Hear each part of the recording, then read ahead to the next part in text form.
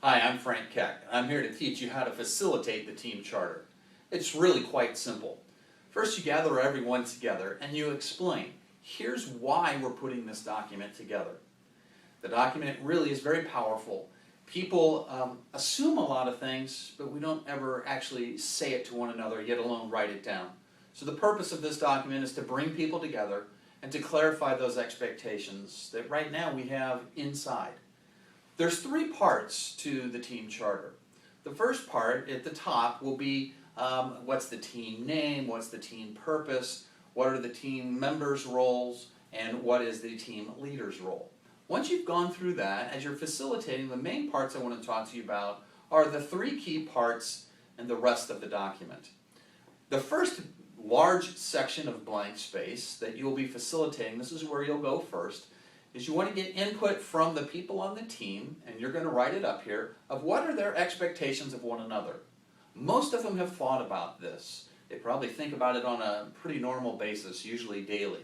And so this will be the easiest part for them to say, well, I expect them to be whatever it is.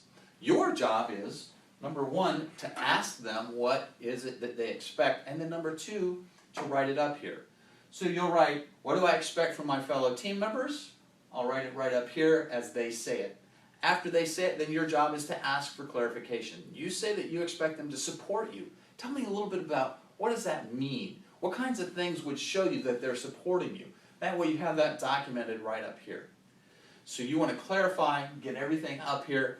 You're going to have to ask certain people to talk that don't normally want to talk, and you may have to ask some people to calm it down a little bit that like to talk a lot. So your job is to get everybody to play.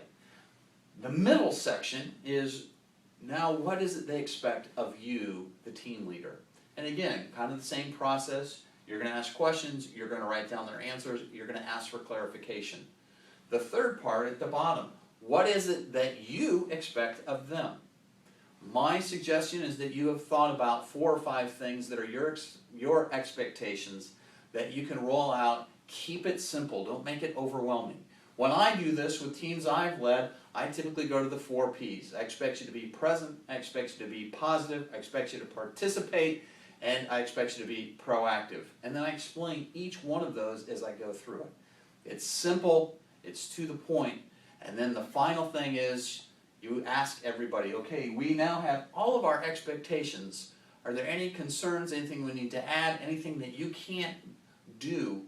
Let's talk about that now. After everyone has agreed, you have everyone come up and sign it, and then you get everybody a copy. Take a picture of it, make copies, write this up on a board that you can print it out, a magic board, write it on a flip chart, but make sure everybody gets a copy of the signed document and put a copy of it up somewhere where everyone sees it on a daily basis.